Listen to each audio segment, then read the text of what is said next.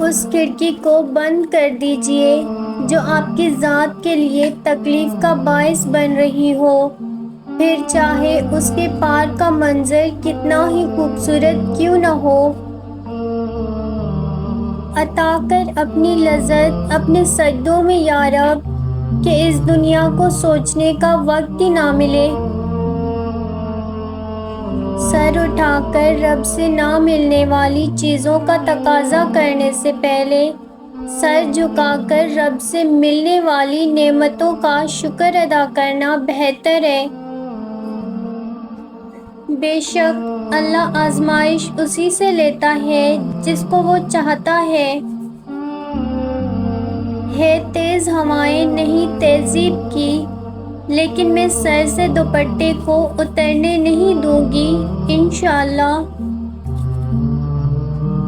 کبھی پتھر کی ٹھوکر سے بھی نہیں آتی خراش، کبھی ذرا سی بات پہ انسان بکھر جاتا ہے۔ میں مسکرا دیتی ہوں ہر بار یہی سوچ کر، وہ اللہ پاک ہے، میرے حوصلے کو کبھی ٹوٹنے نہیں دے گا۔ یا اللہ، میرے دل میں سے ہر اس چیز کی طلب مٹا دے جو مجھے مایوس کرتی ہے۔ اللہ کو پسند ہے تمہارا اسے یاد کرنا، وہ یہ نہیں دیکھتا کہ کم کرتے ہو یا زیادہ۔ سب کچھ اپنے رب پر چھوڑ دیتی ہوں، اسی لیے اتنا مطمئن رہتی ہوں۔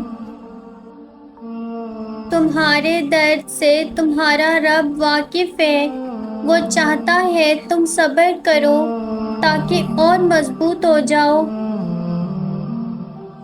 جیسے ہی آپ اللہ تبارک و تعالیٰ کے راستے پر چلنا شروع کرتے ہیں، اگلے راستے ظاہر ہونا شروع ہو جاتے ہیں۔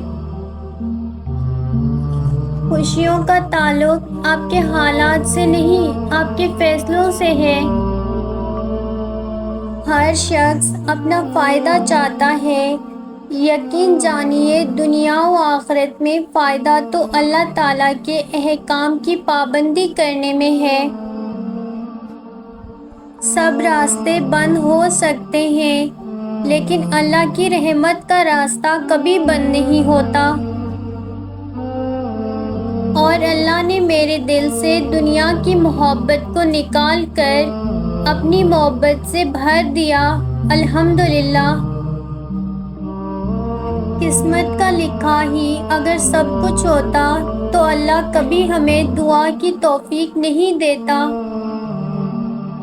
صبر کا سلیقہ نہیں مجھ میں یا رب العالمین، میرا دل اپنی رضا میں راضی کر دے۔ اچھی لڑکیاں اپنی اداسی کو گانے یا ڈرامے دیکھ کر دور نہیں کرتی، بلکہ نماز، قرآن اور دعا سے دور کرتی ہیں اور رب کے قریب ہوتی ہیں۔ اور پھر وقت نے جذب کرنا سکھا دیا۔ حالات، کیفیات، واقعات، جذبات